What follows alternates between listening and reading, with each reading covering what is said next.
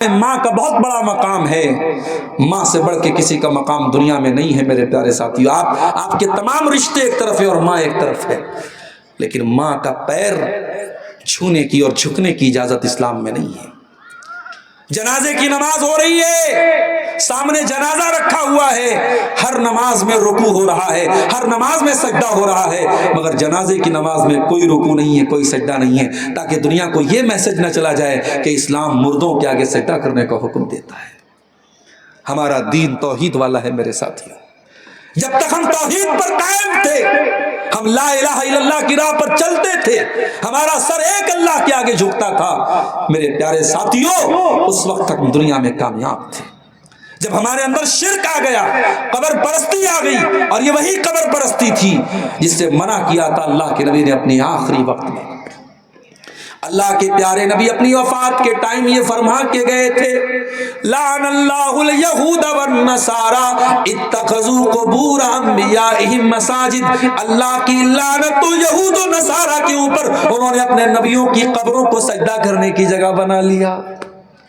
جب نبیوں کی قبروں پر سجدہ کرنا شروع کر دیا تو اللہ کی لعنت برسی تھی یہود و نصارہ پر۔ وہ کام آج مسلمانوں نے کیا؟ انہوں نے تو نبیوں کے ساتھ کیا تھا، مسلمان تو نبیوں کو کیا، ولیوں اور ولی بھی نہیں ہیں، جانوروں تک کی قبریں بنا کے وہاں بھی مسلمان جا کے سجدہ کرنے لگا۔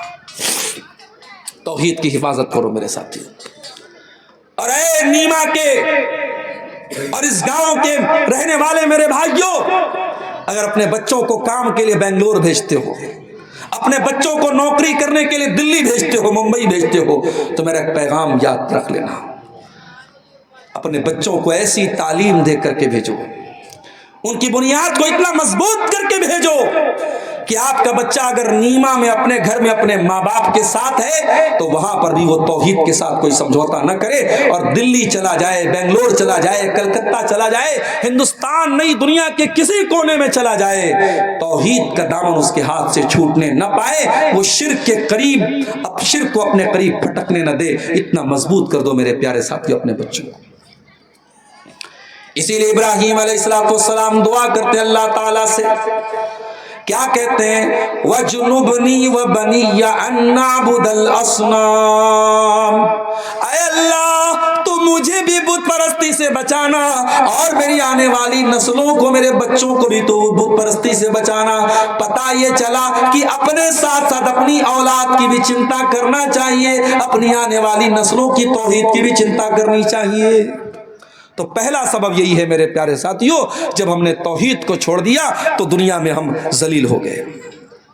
اس کے بعد دوسری چیز جو ہماری بربادی کی سبب بنی میرے پیارے ساتھیوں، وہ ہمارا آپس کا اختلاف ہے۔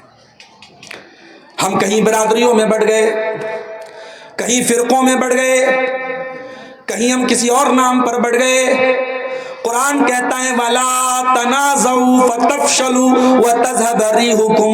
اے مسلمانوں آپس میں جھگڑا نہ کرو ورنہ تم کمزور پڑ جاؤ گے، ذلیل پڑ جاؤ گے، تمہاری ہوا اکھڑ جائے گی۔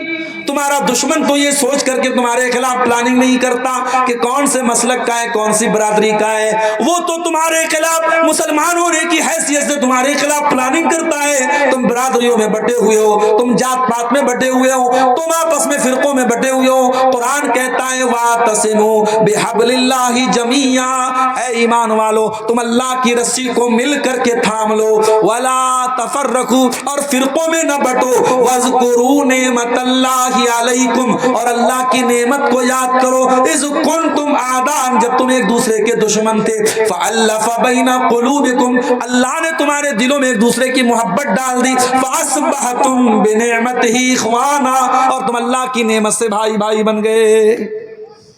بھائی بھائی بن کے رہو میرے ساتھی، بٹو نہیں آپس میں، بٹوارے مت کرو میرے پیارے ساتھی۔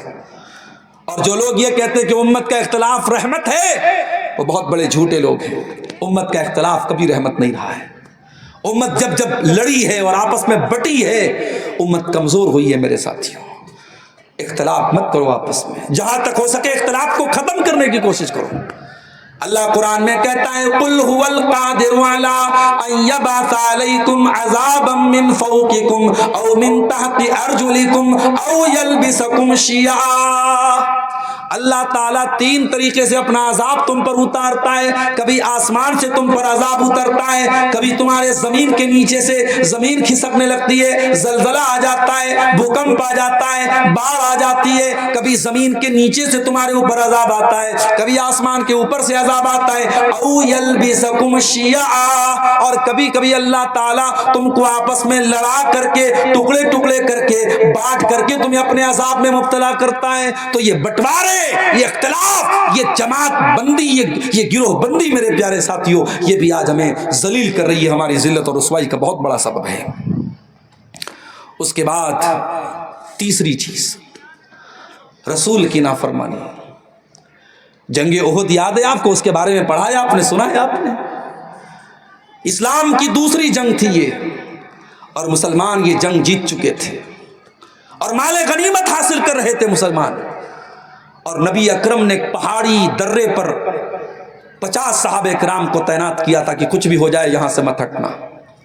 اور ان 50 صحابہ کا جو ذمہ دار آپ نے بنایا تھا حضرت عبداللہ بن جبیر کو. ایک زبیر ہیں, وہ زے سے ہیں, اور جبیر جیم سے ہیں, تو جبیر نام بھی رکھ سکتے ہیں. تو جبیر, عبداللہ بن جبیر وہاں پہ تھے پہاڑ کے اوپر.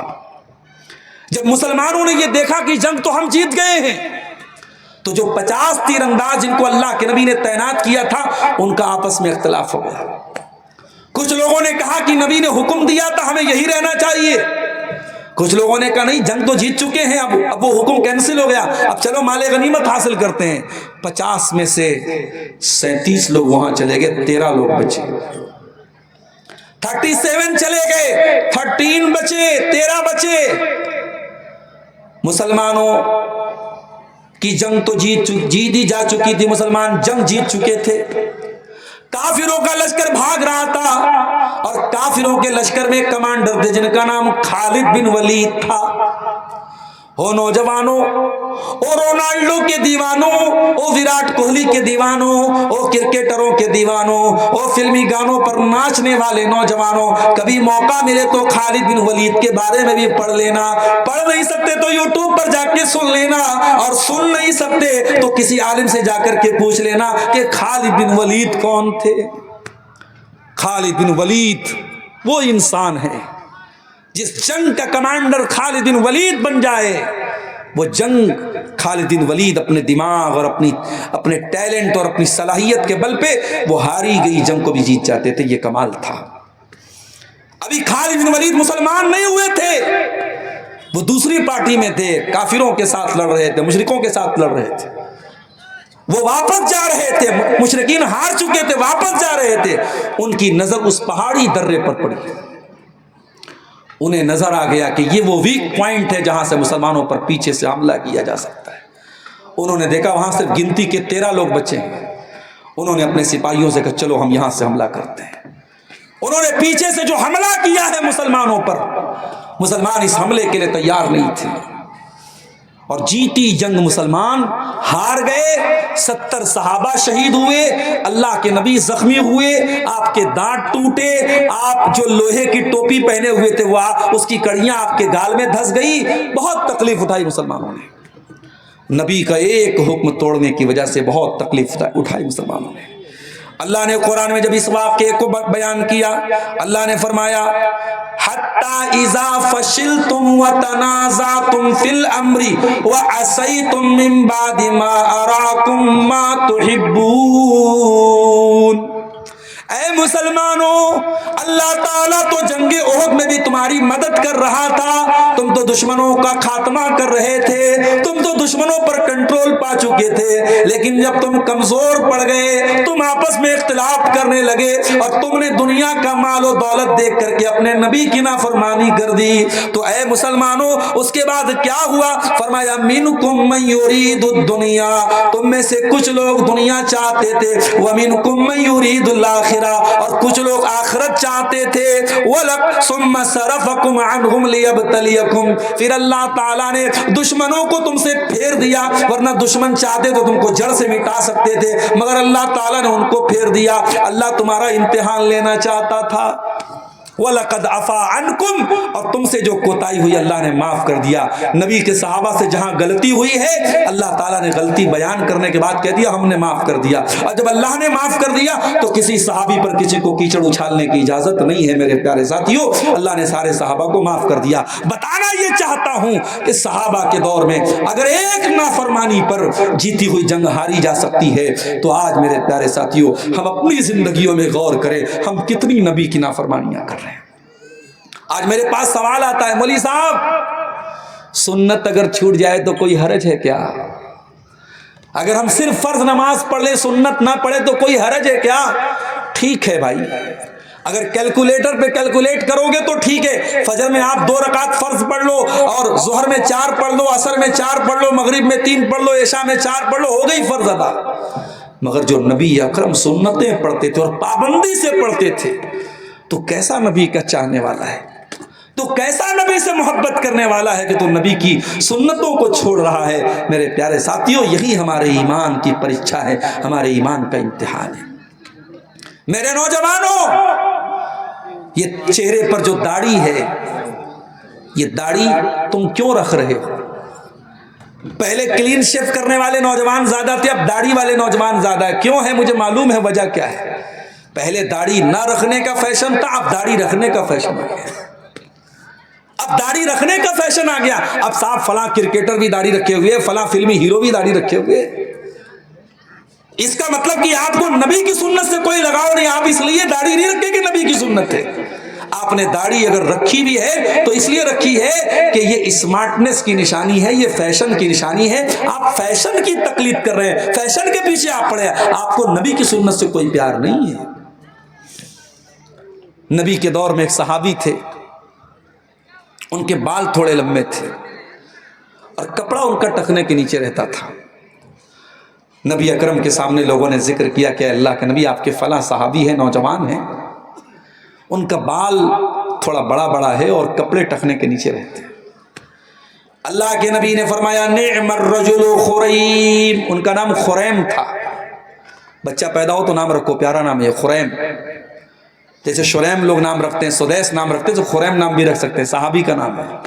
اچھا صحابی کے نام کی میننگ نہ پتا ہو تب بھی رکھ سکتے ہیں، اگر یہ کنفرم ہے کہ صحابی کا نام ہے آنکھ موت کر کے نام رکھ دو۔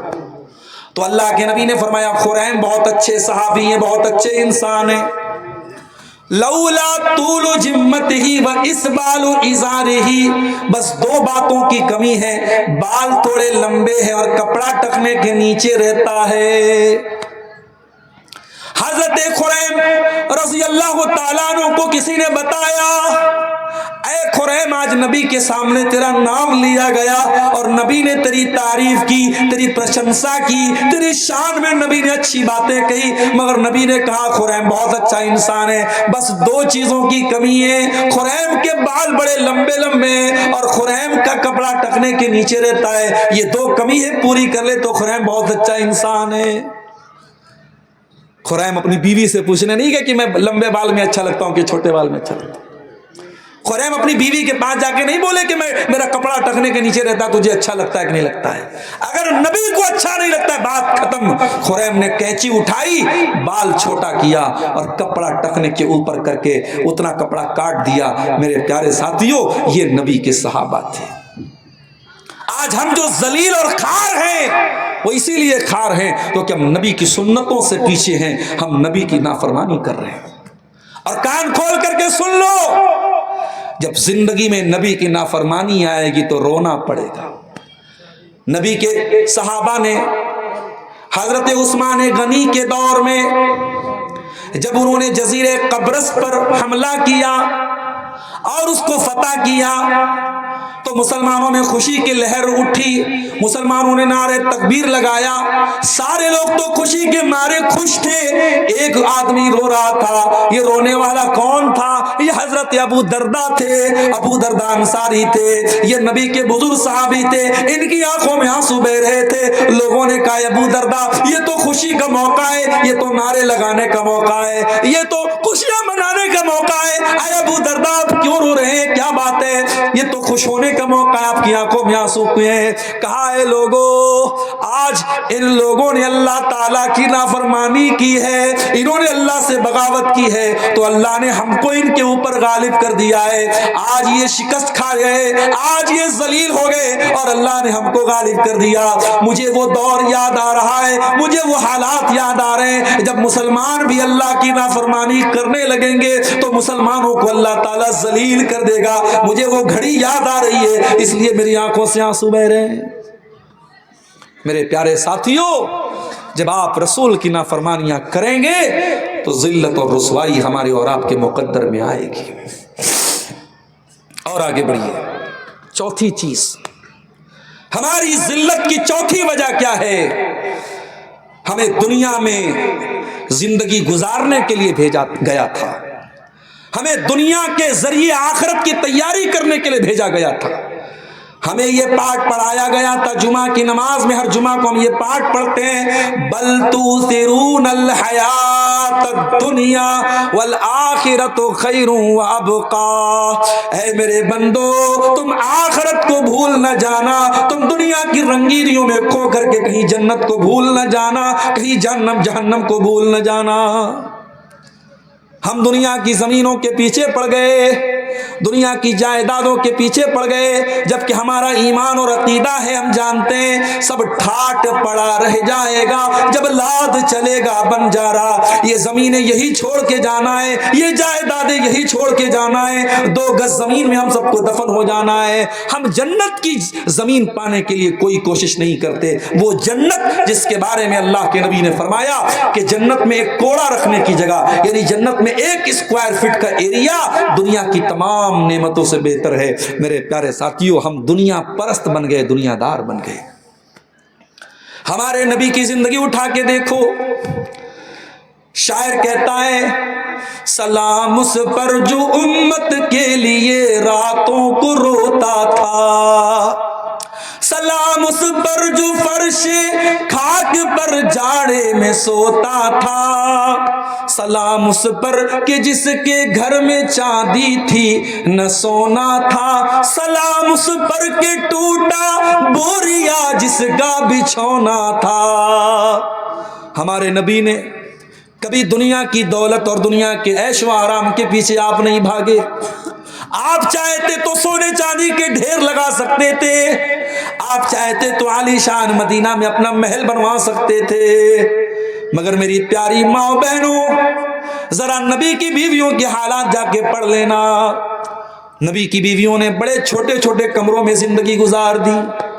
آج تمہارے گھر میں واشنگ مشین بھی آ گیا, تمہارے گھر میں گیس کا چولہا بھی آ گیا, سردی کے موسم میں ہیٹر بھی آ گیا, چائے بنانے کے لیے الیکٹرک کیتلی بھی آ گئی, آئرن کرنے کے لیے الیکٹرک آئرن بھی آ گیا. دنیا کی ساری نعمتیں تم کو مل چکی ہیں, لیکن پھر بھی میری پیاری بہنوں آج بھی تمہاری زبان پر اللہ کا شکر نہیں ہے. آج بھی تم سے پوچھا جائے تو کچھ نہ کچھ تم کمی نکال دو گی. کبھی غور کرو کہ نبی کی بیویوں نے کیسی زندگی گزاری. حضرت عائشہ سے پوچھا گیا, اے عائشہ, اے نبی کی بیوی, اللہ کے رسول کی زندگی کیسی گزرا کرتی تھی؟ فرمایا اے میرے بھانجے عروہ, اللہ کے نبی کی زندگی ایسی گزرا کرتی تھی کہ 2 مہینے گزر جایا کرتے تھے. وما یوقد فی ابیات رسول اللہ صلی اللہ علیہ وسلم النار, اور اللہ کے رسول کے کسی گھر میں چولہا نہیں جلتا تھا. اللہ کے نبی کے گھر والے کھجور کھا کر کے اور پانی پی کر کے گزارا کر لیا کرتے تھے. وہ آرام دہ گدوں پہ سونے والوں, اور سردیوں میں بڑے موٹے موٹے کمبل اور رضائیوں میں لپیٹ کر کے سونے والوں, تمہارے نبی کو کبھی گدا نصیب نہ ہوا. تمہارے نبی تو ٹوٹی چٹائی پہ لیٹا کرتے تھے, اور جب گدا آفر کیا گیا, جب آپ کے نبی کو آرام دہ گدا آفر کیا گیا, آپ کے نبی نے کیا جواب دیا؟ فرمایا مالی ولی دنیا, او لوگوں میرا دنیا سے کیا لینا دینا ہے, مان الا کراکبن, میں تو دنیا میں ایک مسافر کی طرح ہوں, میں تو دنیا میں ایک مسافر کی طرح آیا ہوں. استظل تحت شجرۃ, جو کسی پیڑ کے نیچے آرام کرنے کے لیے آتا ہے, تھوڑی دیر آرام کرتا ہے, ثم راح فترکھا, اور اور پھر اپنی منزل کی طرف چلا جاتا ہے. میں دنیا میں پرماننٹ نہیں آیا ہوں. یہ پیغام آپ کے نبی نے آپ کو دیا ہے میرے پیارے ساتھیوں. یہ پیغام ہم نے بھلا دیا, یہ میسج ہم نے بھلا دیا. دنیا ہائے دنیا ہائے دنیا. ہماری زندگی دنیا کے لیے, صبح سے لے کے شام تک دنیا کے لیے جیتے اور مرتے ہیں. جبکہ یہ دنیا اللہ کے نبی کی نظر میں کیسی تھی اور اللہ کی نظر میں کیسی تھی میرے ساتھی. نبی اکرم صحابہ کے ساتھ جا رہے تھے, راستے میں ایک بکری کا بچہ مرا ہوا پڑا تھا, چھوٹے چھوٹے کان والا. آپ نے اس مرے ہوئے بکری کے بچے کے کان کو پکڑا. صحیح مسلم کی روایت ہے, آپ نے پوچھا کیا ہے میرے صحابہ, اس مرے ہوئے بکری کے بچے کو کون 1 درہم میں خریدے گا؟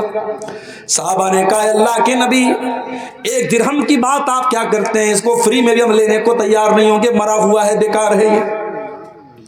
آپ نے فرمایا اے میرے صحابہ, یہ مرا ہوا بکری کا بچہ جو تم فری میں بھی لینا نہیں چاہتے ہو, کان کھول کر کے سن لو, للدنیا احون علی اللہ من ذالک. اللہ کی نظر میں دنیا اس مرے ہوئے بکری کے بچے سے زیادہ حقیر ہے. اللہ کی نظر میں دنیا کی کوئی ویلو نہیں ہے. میں آپ کو دنیا چھوڑنے کی بات نہیں کر رہا ہوں. دنیا کمائیے, بہت خوب پیسہ کمائیے, اسلام میں منع نہیں ہے. پیسہ نہیں کمائیں گے تو مدرسے کیسے چلیں گے, مسجدیں کیسے چلیں گے؟ دنیا کماؤ میرے پیارے ساتھی, مگر دنیا کو پرائمری مت سمجھو, دنیا کو سیکنڈری سمجھو. دنیا کو دوسرے نمبر پہ رکھو, پہلے نمبر پہ آخرت کو رکھو. قارون کا نام سنا ہے, بہت پیسے والا تھا قارون. اتنی دولت تھی قارون کے پاس کہ اس کی دولت کے جو خزانے کی جو چابیاں تھی بڑے بڑے پہلوان اٹھاتے تھے. جب قارون کو اللہ تعالیٰ نے نصیحت کی تو قارون سے کیا کہا؟ اللہ نے یہ نہیں کہا اے قارون تیرے پاس اتنی دولت ہے, مدرسے میں دان دیا کر, مسجد میں دان دیا کر. اللہ نے کیا کہا؟ فرمایا وابتغ فیما آتاک اللہ الدار الآخرہ. اے قارون, تجھ کو اللہ نے دولت سے نوازا ہے, اپنی دولت کے ذریعے تو آخرت کی تیاری کر. وَلَا تَنْسَ نَصِيبَكَ مِنَ الدُّنْيَا. اور اے قارون, دنیا میں جو تیرا حصہ ہے, اپنی دنیا کے حصے کو بھی تو مت بھول, دنیا کا بھی حق ادا کر, لیکن اصل مقصد تو آخرت کو بنا لے. تیری زندگی کا پرائمری مقصد آخرت ہونا چاہیے. میرے پیارے ساتھیوں, جب ہم دنیا پرست بن گئے تو ہم وہیں سے ہماری الٹی گنتی شروع ہو گئی اور ہم ذلیل ہو گئے. اور یہ خطرہ تھا اللہ کے رسول کو, یہ خطرہ تھا اللہ کے نبی کو کہ میری امت دنیا پرست ہو جائے گی. آپ نے ایک مرتبہ صحابہ کے سامنے فرمایا مل فقر اخشى علیکم, اے میرے صحابہ مجھے اس بات کا ڈر نہیں ہے کہ تم غریب ہو جاؤ گے, مجھے تمہاری غریبی کا ڈر نہیں ہے. ولیکن اخشى علیکم ان تبسط علیکم الدنیا, مجھے ڈر اس بات کا ہے کہیں دنیا تم پر کشادہ نہ کر دی جائے, کہیں دنیا تم پر پھیلا نہ دی جائے جیسے تم سے پہلے کے لوگوں پر پھیلا دی گئی. فتنافسوها کما تنافسوها, اور جیسے پہلے کے لوگ دنیا حاصل کرنے کے لیے لڑا کرتے تھے تم بھی لڑنے لگو. فَتُهْلِكَكُمْ كَمَا أَهْلَكَتْهُمْ, اور دنیا تم کو ہلاک کر دے جیسے ان کو ہلاک کیا تھا. تو یہ چوتھی چیز ہے میرے پیارے ساتھیوں, ہماری دنیا پرستی بھی ہماری ذلت اور رسوائی کا ایک بہت بڑا سبب ہے. اور پانچویں چیز ہماری علم دین سے دوری. ہمارے پاس دین کی نالج نہیں ہے. کتنے لوگ ہیں ان کو نماز کا طریقہ نہیں آتا, وضو کا طریقہ نہیں, تیمم کا طریقہ نہیں, جنازے کی نماز کا طریقہ نہیں, نماز کی دعائیں یاد نہیں, قرآن نہیں پڑھا انہوں نے. علم دین سے ہم بہت دور ہیں میرے ساتھی. اور سیمانچل میں بار بار ہر جلسے میں ایک بات کہہ رہا ہوں اور بڑی ذمہ داری کے ساتھ یہ بات کہہ رہا ہوں. اور چونکہ یہاں انصاری برادری کے لوگ بیٹھے ہیں, آپ سے بھی کہہ رہا ہوں, میں ادھر پاکڑ اور صاحب گنج میں بھی کہہ چکا ہوں آپ کی برادری کے لوگوں سے کہ آپ کو اگر اپنے سماج کو جاگروک بنانا ہے تو جمعہ کا نظام اور مضبوط بنائیے. اپنی مسجدوں میں اچھی تنخواہ پر اچھا امام رکھیے جو تیاری کے ساتھ جمعہ کا خطبہ دے. اور اگر 12 بجے جمعہ کا خطبہ شروع ہوتا ہے تو کوشش کیجیے 11:30 بجے, 11:45 بجے مسجد میں پہنچ جائیے. اور اچھے موضوعات پر تقریریں ہوں جمعہ کے خطبے میں, اور اس کے بعد آپ بچوں کو بھی لے کے پہنچیے اور اپنی ماؤں بہنوں کو بھی آپ مسجد میں ان کا بھی انتظام کرائیے. آج افسوس کے ساتھ ہمیں کہنا پڑتا ہے کہ آج سیمانچل کی 99% مسجدوں میں عورتوں کے لیے انتظام نہیں ہے، جو بہت بڑی کمی ہے آپ کے علاقے میں۔ آپ جلسوں میں عورتوں کا ارینجمنٹ کرتے ہیں، بغیر عورتوں کے جلسہ نہیں ہوتا ہے، لیکن آپ کی مسجدوں میں ہاں ان کا مکمل پردے کا انتظام کیجئے، جو عورت آئے مکمل پردے میں آئے، ان کا دروازہ الگ رکھیے، انٹری الگ رکھیے، مگر رکھیے آپ۔ اور آپ یقین کیجئے میرے پیارے ساتھیوں، 1 سال تک اگر پابندی سے اگر آپ کے گھر کی عورتیں، ہمارے گھر کی عورتیں اگر جمعہ میں جانا شروع کر دیں تو بہت دین کی معلومات ان کو ہو جائے گی، بہت ساری برائیوں سے وہ آٹومیٹک بچ جائیں گی۔ آج سماج کی آدھی برائیاں عورتوں کی اگیانتا اور ان کی جہالت کی وجہ سے۔ اللہ کے پیارے نبی فرماتے ہیں طلب العلم فریضۃ علی کل مسلم، علم حاصل کرنا ہر مسلمان مرد و عورت پر فرض ہے۔ کون سا علم؟ میڈیکل کا نہیں۔ ہماری قوم کے لوگ ڈاکٹر بنے، اچھی بات ہے، مگر یہ کمپلسری نہیں ہے۔ ہماری قوم کے لوگ انجینئر بنے، اچھی بات ہے، اور آج افسوس کے ساتھ کہنا پڑتا ہے کہ آپ کی انصاری برادری آج تعلیم کے میدان میں بہت پیچھے ہے۔ آپ کسی سیمانچل میں رہتے ہیں، شیر شاہ آبادی بھائیوں نے تو اپنے آپ کو ڈیولپ کیا ہے۔ آج کٹیہار میں کسی نے مجھے بتایا کہ 100 ڈاکٹر اگر آپ کو ملیں گے مسلمان تو 80 آپ کو شیر شاہ آبادی ملیں گے، مگر آپ کی انصاری برادری آج اس معاملے میں بھی دنیا کی تعلیم میں بھی پیچھے ہے۔ ہم مزدور ہیں تو ہم چاہتے ہیں ہمارا بچہ بھی مزدور ہو جائے۔ جس کے 4-5 بیٹے ہیں وہ کہتا ہے بس 10 سال کی پریشانی، اس کے بعد تو میرے بیٹے کمانے لگیں گے۔ آپ کی زندگی کا ایک ہی مقصد ہے، بیٹا بڑا ہو اس کو مزدوری کرنے کے لیے بھیج دیا جائے، کام کرنے کے لیے بھیج دیا جائے۔ میرے پیارے ساتھیوں، کچھ قربانی دے کر کے اپنے بچوں کو تعلیم کے میدان میں بھی آگے بڑھاؤ۔ کچھ بچے آپ کے ڈاکٹر بنے، کچھ بچیاں آپ کی ڈاکٹر بنے، کچھ بچے آپ کے انجینئر بنے۔ آج عصری تعلیم میں بھی ہم پیچھے ہیں، اور دین کی جو تعلیم ہے، اللہ کون ہے، رسول کون ہے، اور ایمان کیا ہے، اور اسلام کیا ہے، یہ جو موٹی موٹی باتیں ہیں یہ سب کا جاننا ضروری ہے۔ اس کے لیے بھی آپ مسجدوں میں مکتب قائم کیجئے، الفلاح اکیڈمی جیسے ادارے جو آپ کے بچوں کو دنیا کے ساتھ ساتھ دین کی تعلیم دیتے ہیں، ان اداروں سے اپنے بچوں کو جوڑیے۔ میرے پیارے ساتھیوں، افسوس کے ساتھ کہنا پڑتا ہے آج دنیا کی تعلیم تو تھوڑی بہت ہم حاصل بھی کر رہے ہیں، مگر دین کی تعلیم میں بہت پیچھے ہیں۔ اللہ قرآن میں کہتا ہے یعلمون ظاہرا من الحیات الدنیا وہم عن الآخرۃ ہم غافلون، کہ میرے بندے دنیا کی بہت نالج رکھتے ہیں لیکن آخرت سے بہت غافل ہیں، دین سے بہت غافل ہیں۔ میرے پیارے ساتھیوں، آپ دین کی جانکاری حاصل کیجیے۔ اس کے بعد چھٹی چیز، یہود و نصارہ کی اندھی تقلید۔ آج جو گانا وائرل ہو جائے فیس بک اور سوشل میڈیا پر، ہمارے چھوٹے چھوٹے بچے بھی گا رہے ہیں۔ جو کپڑا وائرل ہو جائے ہمارے گھر کی لڑکیاں بھی پہننے لگتی ہیں۔ آپ کے گھر میں لڑکیاں نقاب پہن رہی ہیں، نقاب میں بھی جو فیشن چل گیا، نقاب کے اوپر ماشاء اللہ لکھا ہے تو ماشاء اللہ والے نقاب بہت مارکیٹ میں آپ کو مل جائیں گے۔ اسلام کی شہزادی لکھا ہے تو شہزادی والے مائک جو ہے آپ کو نقاب بہت سارے مل جائیں گے۔ میرے بھائیوں، فیشن کے پیچھے مت بھاگو، آپ خود اپنا ایک فیشن بناؤ۔ میں کہتا ہوں اگر مسلمان نوجوان ڈھنگ کا لباس پہنے، ٹخنے کے اوپر اس کا کپڑا ہو، چاہے وہ پینٹ ہی پہنے، شرٹ ہی پہنے، کرتا پیجامہ پہنے، شیروانی پہنے، کیا یہ فیشن نہیں ہے؟ یہ جو فیشن آپ کا اسلامک فیشن ہے، آپ اپنے آپ کو ایسا بناؤ کہ دنیا آپ کو کاپی کرے۔ دنیا کو کاپی مت کرو میرے پیارے ساتھی۔ اللہ کے پیارے نبی فرماتے ہیں لَتَتَّبِعُنَّ سُنَنَ مَنْ كَانَ قَبْلَكُمْ شِبْرًا بِشِبْرٍ وَذِرَاعًا بِذِرَاعٍ، تم اپنے سے پہلے کے لوگوں کے طریقے پر چلو گے۔ اگر وہ ایک بتا چلیں گے تو تم ایک بتا چلو گے۔ بتا بوجھ رہے ہیں نا، سمجھ رہے ہیں نا؟ ایک بتا چلیں گے تو تم بھی ایک بتا چلو گے، ایک ہاتھ چلیں گے تو تم بھی ایک ہاتھ چلو گے۔ حَتَّى لَوْ سَلَكُوا جُحْرَ ضَبٍّ، اور اگر وہ کسی جانور کے بل میں چلے جائیں گے تو تم بھی بل میں چلے جاؤ گے۔ Happy new year. میرے فیس بک پر بھی 2-4 لوگ مسلمان جڑے ہیں کشن گنج کے اور کہاں کے، دیکھا صاحب وہ ہیپی نیو ایئر منا رہے ہیں، ہیپی نیو ایئر منا رہے ہیں۔ ہیپی نیو ایئر کیوں منا رہے ہو بھائی؟ بیگانے کی شادی میں عبداللہ کیوں دیوانہ ہوا ہے؟ نہ آپ کا کیلنڈر ہے، نہ آپ کا، اب چلو ٹھیک ہے آپ کے ملک میں یہی کیلنڈر چل رہا ہے، آپ تاریخ اسی میں لکھ رہے ہو، نوٹ کرو، کوئی بات نہیں، لیکن آپ نیا سال منا رہے ہو۔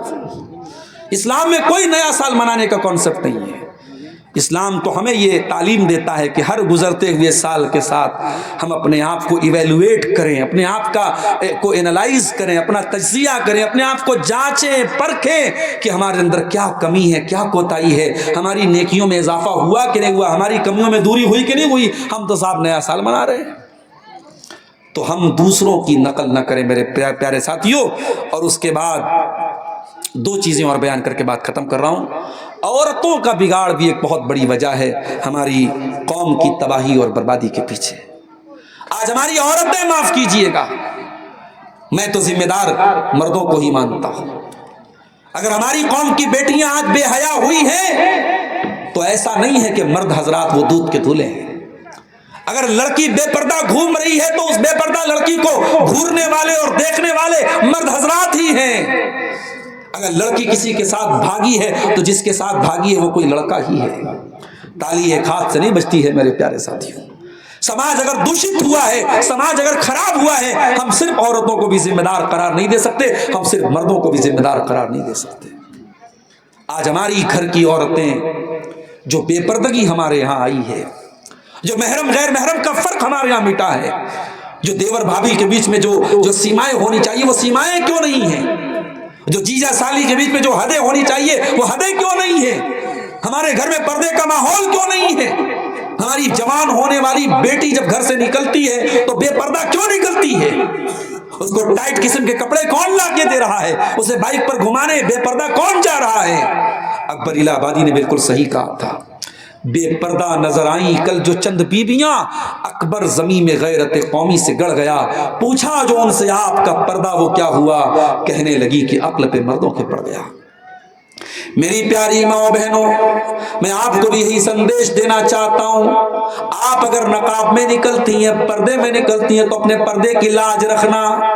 دنیا آپ کے پردے کو جب دیکھتی ہے تو دنیا آپ کے پردے کو اسلام سے جوڑتی ہے، اور جب آپ نقاب پہن کر کے کوئی غلط کام کرے گی تو دنیا یہ نہیں کہے گی کہ لڑکی نے کیا، دنیا کہے گی اسلام کی ماننے والی لڑکی نے کیا۔ او میری پیاری ماں بہنوں، اپنے نقاب کی لاج رکھنا، اپنے پردے کی لاج رکھنا، اپنے حجاب کی لاج رکھنا، اپنے حجاب کی عزت کا خیال کرنا۔ اپنے گھر سے جب بھی نکلنا تو نقاب اور پردے میں نکلنا، اور جب تک یہ پردہ ہے تمہارے اندر تو صرف ایک ڈریس اس کو مت سمجھنا، یہ پردہ ایک کلچر بتاتا ہے جو اسلام کا کلچر ہے۔ یہ پردہ دنیا کو یہ میسج دیتا ہے کہ آپ عزت دار گھر سے آپ کا تعلق ہے۔ اور نوجوان لڑکوں سے کہنا چاہوں گا کہ اپنی نگاہوں کو نیچی کر کے چلو۔ زمانہ بہت خراب ہے، بہت بے حیائی پھیل گئی ہے، مگر اللہ تعالیٰ کے آپ کو حساب دینا پڑے گا کہ تم نے اپنی نگاہوں کو بے باک کر دیا، کیوں تم نے اپنی نگاہوں کو آوارہ چھوڑ دیا۔ ان آنکھوں سے غلط چیزوں کو اگر دیکھتے ہو تو یہ آنکھوں کا زنا ہے، اپنی آنکھوں کو زنا سے بچا لینا۔ انسٹاگرام اور اسنیپ چیٹ پر بےہودہ ویڈیوز دیکھنے والے نوجوانوں، اپنی آنکھوں کے ساتھ ساتھ اپنے شریر کو اور اپنی جوانی کو برباد مت کرو، کہیں ایسا نہ ہو کہ یہ گندی چیزیں دیکھتے دیکھتے تم اس قدر کمزور ہو جاؤ کہ ایک وہ دن آئے کہ جب تم شادی کے قابل بھی نہ بچو، تم بیوی بچوں کے قابل بھی نہ بچو، تمہاری زندگی سے رونقیں ختم ہو جائیں، تمہاری زندگی سے خوشیاں ختم ہو جائیں۔ اور آخری بات بیان کر کے میرے پیارے ساتھیوں میں آپ سے اجازت لوں گا، وقت کافی زیادہ ہو گیا، سردی کا موسم ہے، میں طبیعت کی ناسازی کے باوجود کافی دیر سے آپ کے سامنے خطاب کر رہا ہوں۔ ایک آخری پوائنٹ پر بات ختم کرتا ہوں۔ آج ہماری جو ذلت اور رسوائی ہے میرے پیارے ساتھیوں، اس میں ایک بہت بڑی وجہ توکل کی کمی ہے۔ ہمیں اللہ کی مدد پر یقین نہیں ہے، ہمیں اللہ کی تقدیر پر یقین نہیں ہے۔ یاد رکھو، ہم مسلمان ہیں اور مسلمان جن چیزوں پر ایمان رکھتا ہے اس میں سے ایک اللہ کی تقدیر ہے، ہمیں اللہ کی تقدیر پر بھی ہمارا ایمان ہے، ہمارا یہ عقیدہ ہے قُل لَن يُصِيبَنَا إِلَّا مَا كَتَبَ اللَّهُ لَنَا۔ ہمیں نہیں پہنچ سکتی کوئی مصیبت جب تک اللہ ہمارے مقدر میں نہ لکھ دے۔ اگر اللہ نے کوئی مصیبت ہمارے مقدر میں لکھ دی تو دنیا کی کوئی طاقت ہمیں بچا نہیں سکتی، اور اللہ نے اگر بچانا لکھا ہے تو دنیا کی کوئی طاقت ہمیں وہ مصیبت دے نہیں سکتی۔ توکل کرو، اللہ کی ذات پر یقین کرو، پکے ایمان والے بنو۔ اگر اگر تمہارا ایمان پکا ہوگا اللہ تمہیں رسوا نہیں کرے گا میرے پیارے ساتھیوں۔ میں نے خطبہ مسنونہ کے بعد جو آیت پڑھی تھی اس آیت میں یہی پیغام آپ کو دیا گیا ہے، یا ایھا الذین آمنوا ان تنصروا اللہ ینصرکم ویثبت اقدامکم، اے ایمان والو جب تم اللہ کے دین کی مدد کرو گے تو اللہ تمہاری مدد کرے گا اور اللہ تمہیں ثابت قدم رکھے گا، اللہ تمہارے قدم کو مضبوط رکھے گا، اللہ تمہیں ٹوٹنے نہیں دے گا، بکھرنے نہیں دے گا۔ یاد کرو اپنے نبی کے دور کے حالات، کبھی آپ کے نبی غار ثور میں تھے اور دشمن بالکل قریب پہنچ چکا تھا اور آپ کے نبی نے اپنی زبان سے کہا تھا حضرت ابوبکر صدیق سے، لا تحزن ان اللہ معنا، اے ابو بکر ڈرو نہیں اللہ ہمارے ساتھ ہے۔ کبھی حضرت موسیٰ علیہ السلام نے کہا تھا اپنی قوم سے، ان معی ربی سیہدین، میرا اللہ میرے ساتھ ہے، وہ ضرور کوئی نہ کوئی راستہ نکالے گا۔ کبھی ابراہیم علیہ السلام نے کہا تھا جب اپنی قوم کو چھوڑ کے جا رہے تھے، انی ذاہب الی ربی سیہدین، میرا رب ضرور کوئی نہ کوئی راستہ نکالے گا۔ میرے پیارے ساتھیوں، آج سمندر میں راستہ آج بھی بن سکتا ہے، ہمارے پاس موسیٰ کے ایمان والا عصا تو ہو، موسیٰ کے توکل والا عصا تو ہو۔ اپنے توکل کو مضبوط کیجئے، اپنے ایمان کو مضبوط کیجئے، یہ کمزوری کی چادر اٹھا کے پھینک دیجئے، یہ ذلت اور رسوائی اور بزدلی کی چادر اٹھا کے پھینک دیجئے، بزدل نہ بنو، کمزور نہ بنو۔ اور میرے نوجوانوں، میں آپ کو میسج دیتا ہوں، طاقتور بنو، جم جاؤ، شریر کو بھی طاقتور بناؤ، صبح جلدی اٹھو، فجر کی نماز میں اٹھو، اللہ کے ساتھ اپنا تعلق مضبوط کر کے ایمان والی طاقت بھی پیدا کرو، جسمانی طاقت بھی پیدا کرو، پڑھ لکھ کر کے تعلیم کی طاقت بھی پیدا کرو، ہر اعتبار سے طاقتور بنو۔ اور جب ایک مسلمان طاقتور بنے گا تو وہ اپنی طاقت کا درپیوگ نہیں کرے گا، وہ طاقت کا غلط استعمال نہیں کرے گا، وہ کسی کیفے میں جا کے کسی بے قصور کو نہیں مارے گا، کسی کی موب لنچنگ نہیں کرے گا، کسی کی ہتیا نہیں کرے گا، کسی کے مذہب پر چھیٹا کشی نہیں کرے گا۔ جو سچا پکا مسلمان ہوگا وہ اپنی طاقت کا کبھی مس یوز نہیں کرے گا، اس کی طاقت کا استعمال ہوگا تو ظلم کے خاتمے کے لیے ہوگا، اس کی طاقت کا استعمال ہوگا تو مظلوم کی مدد کے لیے ہوگا، اس کی طاقت کا استعمال ہوگا تو ظالم کے خلاف ہوگا۔ میرے پیارے ساتھیوں، طاقتور بنیے، دیش کے کام آئیے، کمیونٹی کے کام آئیے، سماج کے کام آئیے۔ آخری حدیث پڑھ کے بات ختم کر رہا ہوں۔ اللہ کے پیارے نبی نے فرمایا، خیر الناس انفعهم للناس، لوگوں میں سب سے بہترین وہ ہے جو لوگوں کے لیے لابھدایک ہو، جو لوگوں کو فائدہ پہنچاتا ہو۔ آپ دیکھیے آپ کی ذات سے سماج کو کیا فائدہ پہنچ رہا ہے۔ میرے پیارے ساتھیوں، یہ اسباب زوال امت کے موضوع پر چند باتیں آپ کے سامنے رکھی گئیں، اس امید کے ساتھ کہ ہم اپنی کمزوریوں کو ٹٹولیں گے، اپنے گریبانوں میں جھانکیں گے اور ان کمیوں کو دور کر کے ہم اپنی اصلاح کریں گے۔ رب العالمین سے دعا ہے، الہ العالمین ہمیں ایمان کی طاقت سے اور عمل کی طاقت سے اللہ تعالی ہمیں مالا مال کر دے، ہماری کمزوریوں پر ہمیں قابو پانے کی توفیق عطا فرمائے۔ الہ العالمین ہمارے نوجوانوں کی حفاظت فرمائے، ہماری خواتین کی حفاظت فرمائے۔ اللہ